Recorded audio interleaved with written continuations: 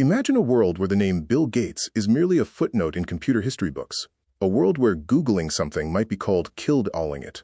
A world where the countless billions of dollars generated by the personal computer revolution flowed not into the coffers of Microsoft in Seattle, but into a small, relaxed operation in Pacific Grove, California. This isn't alternative history fiction. It is the single greatest what-if scenario in modern industry. It is a story that hinges on a missed meeting, a clash of corporate cultures, and a ruthless business maneuver that transferred the keys to the digital kingdom from one man to another. We know the winner of this story. He became the richest man on earth, but very few know the loser. A man who was arguably more brilliant, more innovative, and the true architect of the operating system that changed the world. His name was Gary Kildall, and for 40 years, he has been haunted by the title of the man who could have been Bill Gates. To understand how close Kildall came to absolute dominance, we have to rewind to the absolute Wild West of computing, the late 1970s. Before the slick MacBooks and Windows laptops we know today, personal computing was a chaotic mess of wires, soldering irons, and frustration. Computers were hobby kits built in garages, and crucially, every different type of computer needed software written specifically for its unique hardware. If you wrote a program for an Altair, it wouldn't run on an IMSAI. It was a Tower of Babel. Enter Gary Kildall. Kildall was a bearded, mild-mannered computer science professor with a deep love for elegant code and a laid-back California attitude. He was a genius, pure and simple. In 1974, he created something revolutionary. He built a bridge between hardware and software. He called it CPM, or Control Program for Microcomputers. It was the world's first true disk operating system for microcomputers.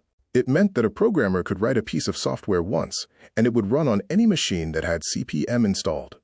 It was a miracle. Suddenly, a software industry was born. By the end of the 70s, if you were serious about personal computers, you ran CPM. Gary Kildall wasn't just a player. He owned the board. His company, Digital Research, was the undisputed king of the hill. Bill Gates, meanwhile, was running a smaller outfit called Microsoft, hyphen included, known primarily for selling programming languages like BASIC. Gates was successful, sure, but Kildall was the standard. Then came the year that changed everything, 1980. The sleeping giant awoke. IBM Big Blue, the company that built massive mainframes for banks and governments, decided it needed to get into the personal computer market before Apple ate their lunch. They launched Project Chess, a top-secret crash program to build the IBM PC in record time.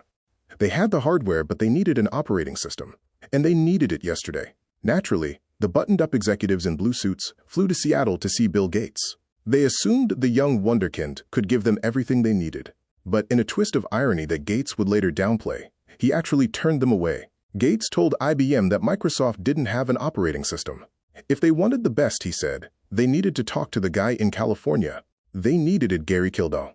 And so, the IBM entourage boarded a plane to sunny Pacific Grove to meet the king.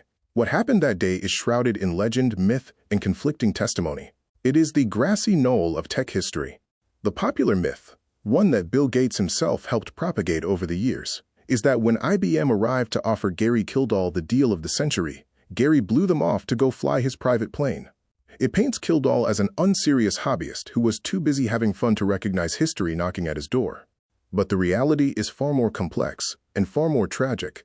Gary Kildall was likely away on a business trip, a common occurrence for a CEO. He had left negotiations in the capable hands of his wife and business partner, Dorothy Kildall, and their company lawyer. The meeting was a disaster from minute one. The IBM suits arrived carrying a ridiculously restrictive non-disclosure agreement. They demanded Dorothy sign a legal document promising not to tell anyone they had even met with IBM before they would even say why they were there. Digital Research's lawyer took one look at the NDA and advised Dorothy not to sign it, arguing it could cripple their existing business relations. It was a complete culture clash. The rigid, secretive world of East Coast corporate IBM collided head-on with the open, collaborative vibe of West Coast tech pioneers. The IBM team, frustrated and feeling disrespected by Gary's absence and Dorothy's stubbornness, walked out. No deal was signed. The IBM executives were desperate. They were on a deadline, and they were empty-handed. They flew back north and called Bill Gates again. This is the moment Bill Gates stopped being just a programmer and became the greatest business strategist of the 20th century. He sensed the desperation in IBM's voice.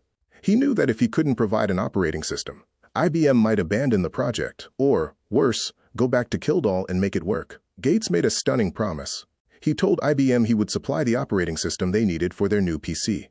There was just one massive problem. Bill Gates did not own an operating system. What followed was perhaps the most profoundly consequential heist in corporate history.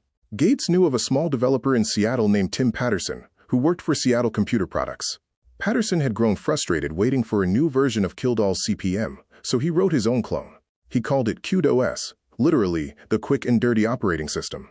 It was functional, but it was eerily similar to Kildall's work. Without telling Patterson that IBM was the ultimate customer, Microsoft bought the rights to QDOS for roughly $50,000. They polished it up, rebranded it as PC-DOS, and presented it to IBM as their own creation. But the true genius wasn't the acquisition, it was the contract Gates signed with IBM. IBM, the hardware giant, only cared about selling boxes. They didn't understand software's potential value. Gates did. Instead of asking for a high royalty for every computer sold, Gates allowed IBM to have the software for a shockingly low one-time fee, something in the range of $80,000. But he demanded one crucial clause. Microsoft retained ownership of the software and the right to license it to other companies. IBM agreed, thinking they were fleecing the young Seattle upstart. They didn't realize they had just signed their own death warrant and handed Gates a monopoly. Gates knew IBM would clone the hardware market, and soon every computer manufacturer on Earth would need his OS to be IBM compatible. Back in California, Gary Kildall was furious. When he finally saw the IBM PC and its new operating system, he recognized it immediately. It was a shadow of his own CP/M.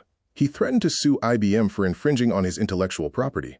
IBM, terrified of a lawsuit delaying their launch, offered a compromise. They would sell the IBM PC with a choice. Customers could buy it with Microsoft's PC-DOS, or they could buy it with Gary Kildall's CP/M86. They would let the market decide. Kildall agreed, thinking his superior product would win out. But he didn't account for the final, brutal nail in the coffin, the pricing strategy. Because Gates had taken a low flat fee, IBM priced Microsoft's PC-DOS at a very attractive $40. Kildall, however, insisted on a traditional, premium royalty model for his superior product. IBM passed that cost, plus a hefty markup, onto the consumer. When the IBM PC hit shelves in 1981, customers saw two boxes next to the machine. One said PC-DOS and cost $40. The other said CP/M86 and cost $240. It was 6 times the price for a product that did functionally the same thing for the average user. The market didn't just speak, it roared. Practically nobody bought Kildall's version. Within a year, PC-DOS, later MS-DOS, was the global standard. The rest is history. The IBM clone market exploded, just as Gates predicted. Every clone maker had to pay a tax to Microsoft for every machine they shipped. Bill Gates became the wealthiest man in the world on the back of an operating system he didn't invent, originally based on the work of the man he beat. The psychological toll on Gary Kildall was immense. He spent the rest of his life trying to escape the shadow of that missed deal. While he continued to innovate, he was a pioneer in CD-ROM technology, for instance. He became increasingly bitter. He watched as the empire that should have been his grew in Seattle, fueled by code that felt like stolen property.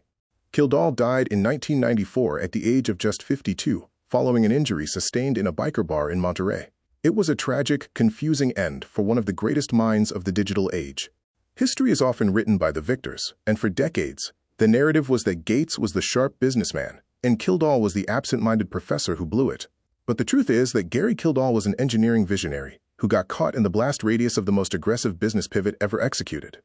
Bill Gates may have the money and the fame, but every time you boot up a computer, deep in the DNA of that machine are the foundational concepts first laid down by the man who wasn't there, Gary Kildall. If you found value in this breakdown, hit that like button. And if you want to stay ahead of the curve on business, finance, and global politics, make sure you subscribe to the state's media and turn on that notification bell. We've got deep dives coming up that you won't want to miss. Thanks for watching, and I'll see you in the next one.